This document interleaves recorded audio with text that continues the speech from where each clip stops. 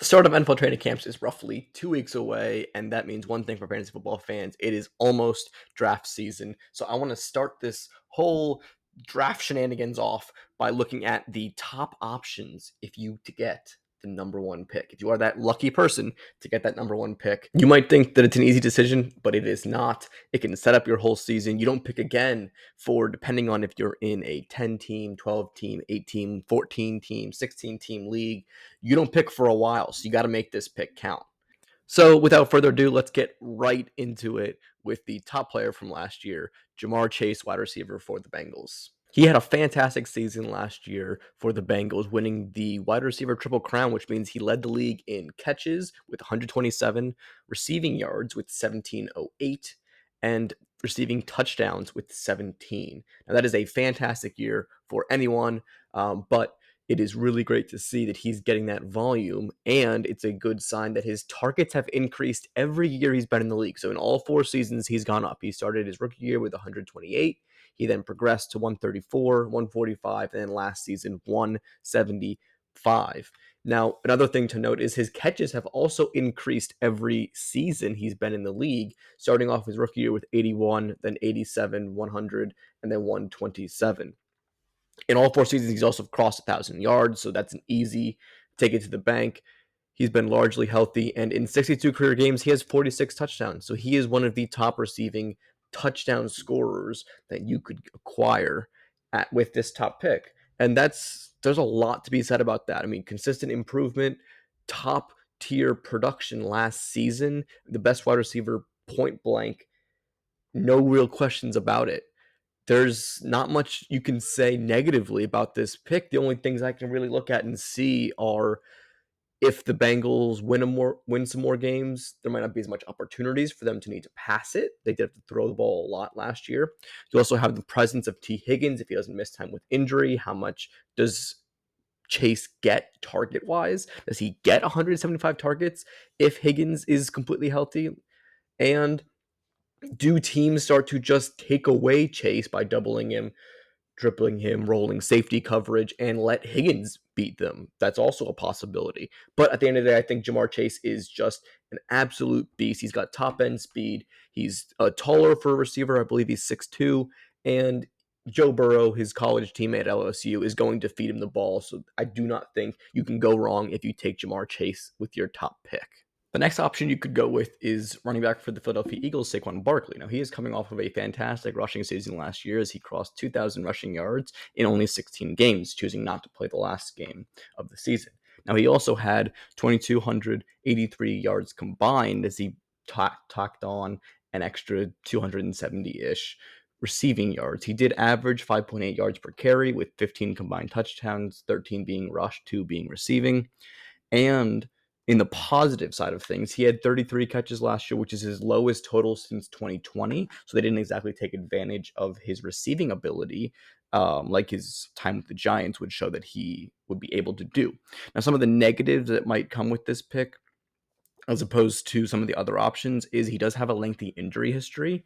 I believe he's only played all of the games in a season in 4 of the 8 years that he's been in the league. He also has the chance to regress, having Kellen Moore no longer being the OC there, where Kellen Moore has led some running backs to great seasons, namely Ezekiel Elliott, Tony Pollard over in Dallas, and then Saquon Barkley, obviously, in Philadelphia. It will be interesting to see what happens going into next season, but I do not think if you take Barkley at number 1, you're making the wrong decision. Running backs do typically have the chance to have more value as they do get more touches. However, expecting a season of this caliber at 2,000 rushing yards, I wouldn't advise. So if you think that he can grow as a receiver and still get yards, maybe a little bit more touchdowns, then he will be worthy of this number 1 pick if you choose to go that route. Next up, we have wide receiver from the Vikings, Justin Jefferson. Now, he had a healthy season last year, which is good after his 2023 had some injury issues, some soft tissue issues.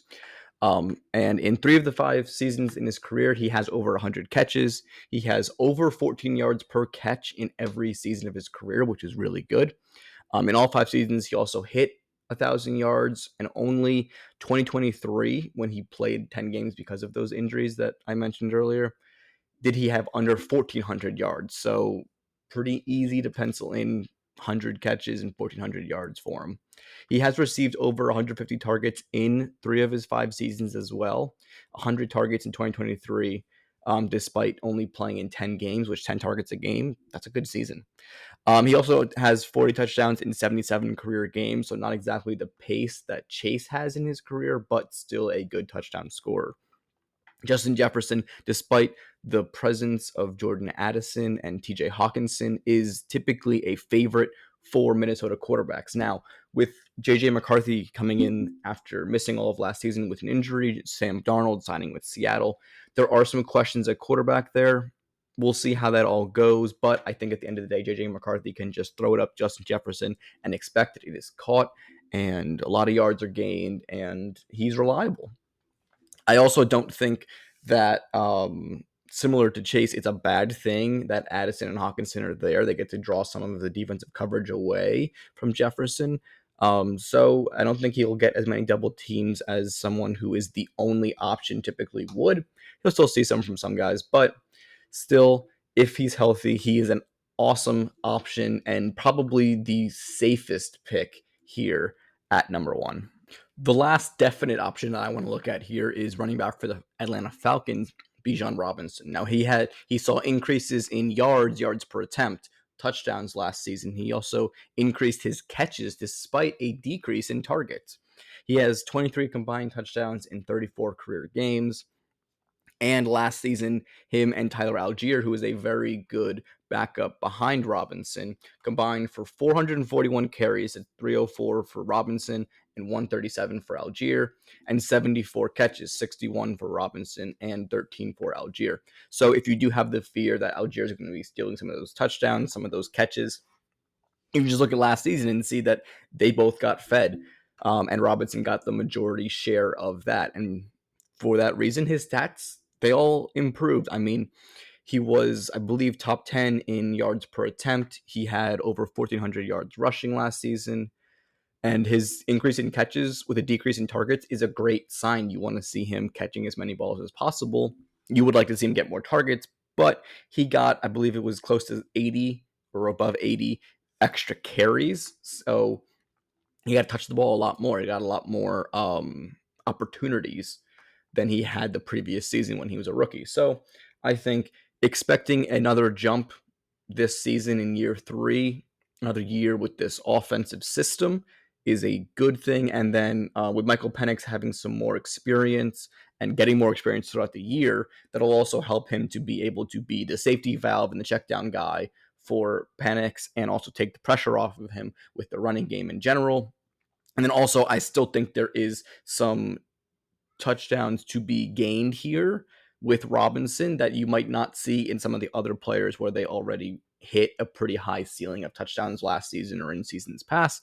I think Robinson has room to grow and make you look really smart if you take him at the top pick. Those are the 4 obvious picks that everyone would know and everyone would consider. If you want 2 alternative options, let me try and give you CeeDee Lamb, wide receiver for the Dallas Cowboys. Now, he has 3 straight seasons of over 100 catches, 4 straight seasons of over 1,100 yards, and last year with Dak being injured, he had his worst year with 11.8 yards per catch and his worst target to catch ratio with 152 targets to 101 catches. That would mean that there is room for him to grow in what he gets from his catches and in the targets that he does receive. Now, the potential is there for the bounce back, but you do also have the presence of George Pickens, which could limit that. Or you could look at it positively and say that it will open up more space for Lamb, similar to how Higgins and Addison do for Chase and Jefferson, respectively. Now, trusting a Dallas Cowboys receiver like this at the top spot with all the other options is risky, especially when he has had an injury or two here and there. But I don't think it's as huge a stretch as some people might think. Lamb is a good option with the top pick, but there is more risk involved in this pick compared to other ones. The other alternative option to look at would be running back for the Detroit Lions, Jahmyr Gibbs. Now, Jahmyr Gibbs had over 1,900 combined yards last season with 1,412 yards of those being rush and 517 of those being receiving. He has his 2 seasons in the league with 52 catches, which is really good to see that volume from catching the ball as well as running the ball. And he had 20 combined touchdowns last season, 16 rush and 4 catching. So he's scoring a lot as well. He had 5.6 yards per carry, which is showing his effectiveness on the ground when he does get the opportunities that he gets. Now, the one negative that he does get when you look at him is that David Montgomery is still in that backfield. However, when Montgomery went down with an injury last season, Gibbs did excel completely, taking over that backfield and basically that offense, and it ran through him. He even got 4 touchdowns towards the end of the season, really helping with that playoff push for some teams that drafted him. They will be splitting the backfield again this coming season. However, how much of a split there will be is yet to be known. He has a change of a coordinator on offense with Ben Johnson moving over to the Bears, and a change in a running back coach as he also followed Johnson over to Chicago. So would he have an expanded role? Possibly, possibly not. We'll see. I do think the Lions will try to keep him healthy by spelling him with Montgomery if Montgomery is healthy, and that might limit him. However, you still get great value with Gibbs. I just don't know if it's top pick level value there. Those have been my top options if you have the number 1 pick in your fantasy draft in this coming 2025 season. The ultimate choice is up to you. Let me know down in the comments what you guys think and who you would take and why. We'd love to have those conversations down there. And if you enjoyed this, please subscribe to Ballhawk Sports Media for more sports content.